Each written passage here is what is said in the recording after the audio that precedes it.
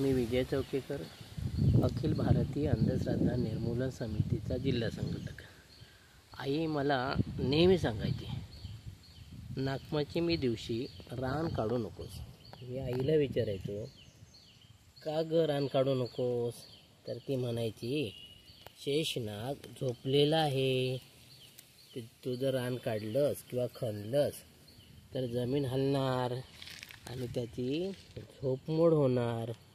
मी आईला विचारायचो, आई रस्त्याने असे कितीतरी गाड्या जातात, मग त्या गाड्याच्या आवाजाने या रान काढण्यापेक्षा कितीतरी मोठे हादरे बसतात ना ग, मग तेव्हा शेषनाग का उठत नाही?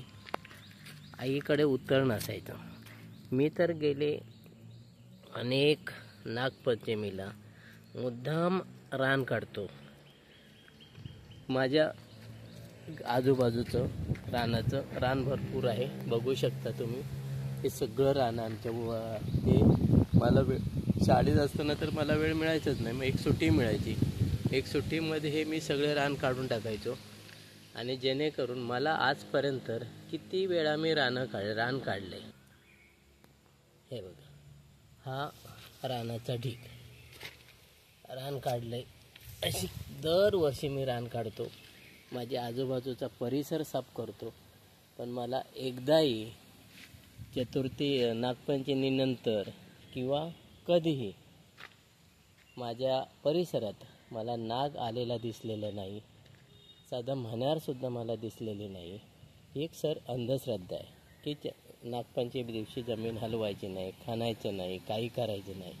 या अंधश्रद्धेचा मी स्वतः परिचय म्हणजे काय म्हणतात ते, स्वतः त्याचा प्रत्यय घेत आहे.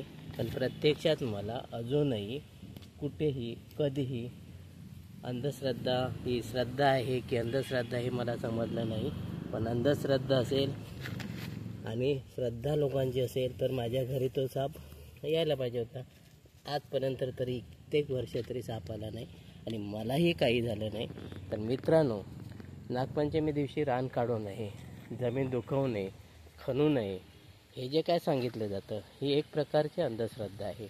आपल्याला जसं काम करता येईल, जसा वेळ मिळेल त्या वेळेत, मग ते नागपंचमी असो नाही तर अन्य दिवस असो, आपल्याला जसा वेळ मिळेल तसे आपल्या परिसराची आपण कामं करून घ्या आणि स्वच्छता राखा, परिसर स्वच्छ ठेवा. परिसर स्वच्छ ठेवला तर तो नाग सरपडणारे प्राणी तुमच्या परिसरात येणारही नाही. धन्यवाद.